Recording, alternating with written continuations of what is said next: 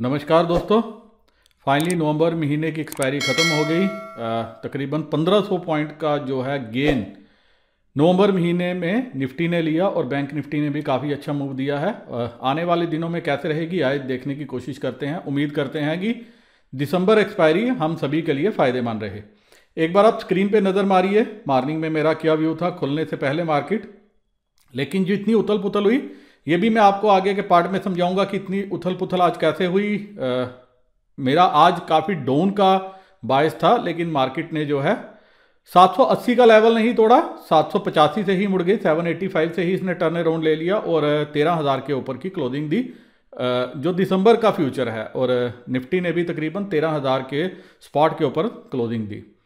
अब आप स्क्रीन पे देखिए मैंने क्या व्यू दिया था कि निफ्टी जो है फ्लैट टू पॉजिटिव ओपन हो सकती है, जैसे एसजीएक्स इंडिकेट कर रही है, ठीक वैसे ही हुआ। फिर मैंने लिखा 12,800 की पुट और 12,900 की कॉल पर ओपन इंटरेस्ट के एडिशन पर नज़र रखना। बड़े प्लेयर्स की ऑप्शन की पोजीशन को देखकर 12,900 की पुट रिवार्ड दे सकती है। आपने देखा कैसे पुट जो है डे आई से डे लो, शुरू में जब इसने लो लगाया उसके बाद ये हाई की तरफ गई। मैंने लिखा कि सेफ प्लेयर्स नेक्स्ट वीक की ट्राई कर सकते हैं और 164 से 215-220 तक का सफ़र जो है पुट ने अपना किया, जो 10 वीक की एक्सपायरी की थी और एक वीक की एक्सपायरी तकरीबन 110 रुपये से लेकर सुबह 150-55 तक भी गई। और उसके बाद क्या हुआ, सारे गेंस मार्केट ने धो दिए, क्योंकि ये आप आगे डाटा में देखोगे कि हुआ क्या है, कितना बड़ा जो है खेल खेला है हमारे रिटेलर्स ने। काल पुट पे आज इन्होंने जम के सट्टा लगाया और सट्टे में जो है मुझे लग रहा है कि दोनों तरफ से इनको हार ही मिली। बड़े प्लेयर जैसे मैंने कल वीडियो में डिस्कस किया था, ये जो प्लान करते हैं उसको मंथली एक्सपायरी से प्ले करने की कोशिश करते हैं, और जो ये प्लान करते हैं उसको ये इजीली छोड़ते नहीं। अब मैं आपको रीज़न बताता हूं कि आज मार्केट क्यों चढ़ी। क्योंकि अगर आप देखोगे कि जो 3-4 हज़ार पॉइंट जो मूव बैंक निफ्टी ने लिया था, उसमें ऑप्शंस के प्राइजेस जो 300 रुपए का ऑप्शन था आज तकरीबन 3,500 रुपए पे एक्सपायर किया है।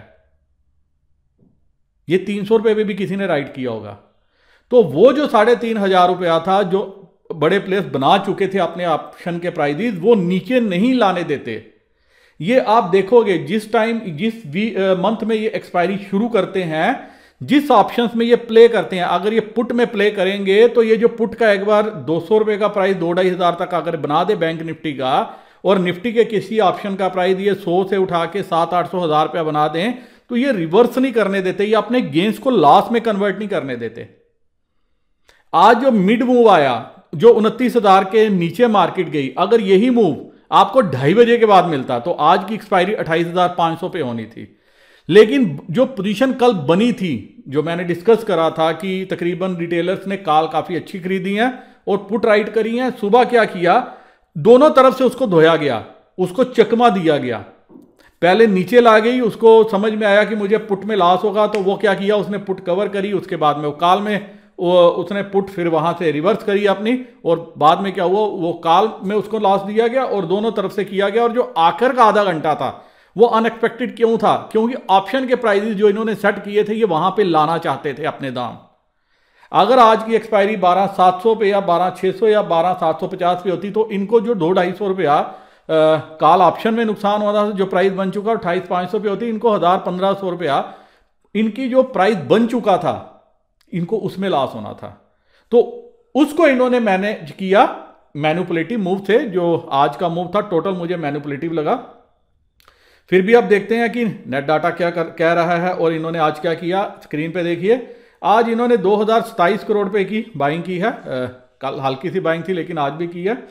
और 3,400 करोड़ 3,400 करोड़ की सेलिंग डीआईए ने की है। डीआईए डेली माल बेच रहा है, इसको कोई फर्क नहीं पड़ता। मुझे लग रहा है कि एफआईआई अगर आप 5 लाख करोड़ तक भी बाइंग अपनी पहुंचा देगा, जो इसने अब 50-60 हज़ार करोड़ की कर चुका है इस महीने, अगर ये सेम स्पीड से जारी रखता है, मुझे लगता है डीआईए सप्लाई देता रहेगा।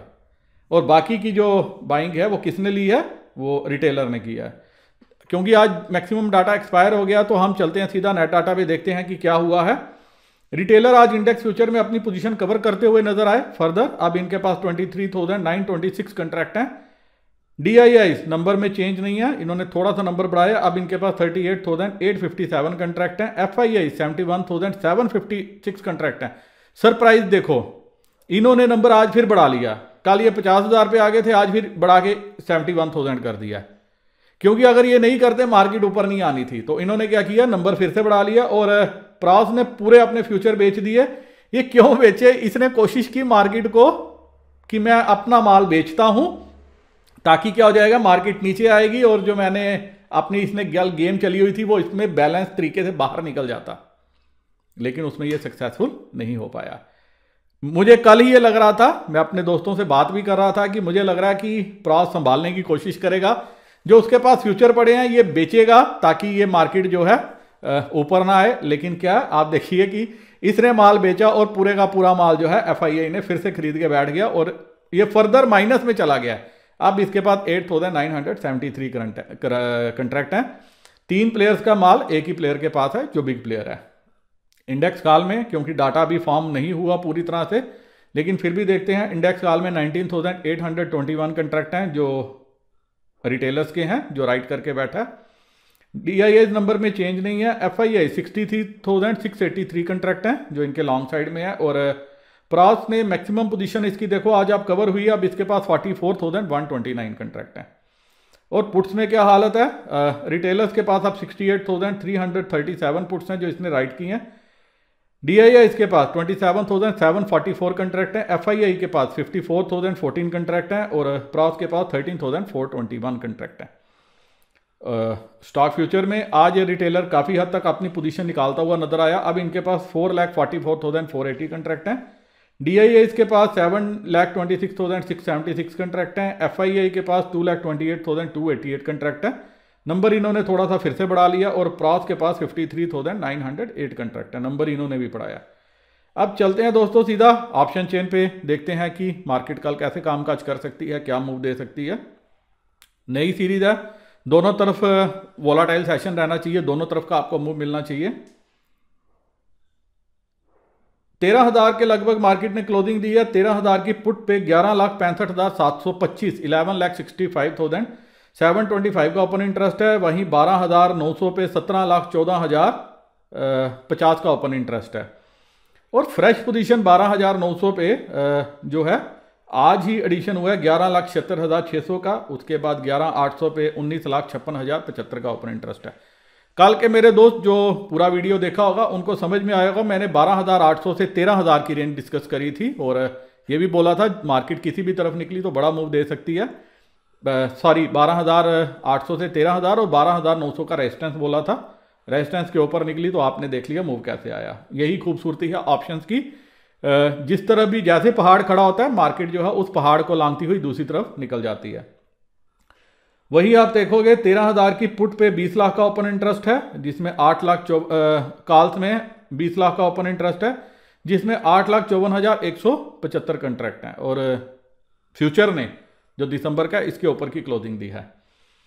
तो 13,000 का फिलहाल अभी जो है वो मुझे रेजिस्टेंस नजर आ रहा है ऑप्शन चेन को देखते हुए।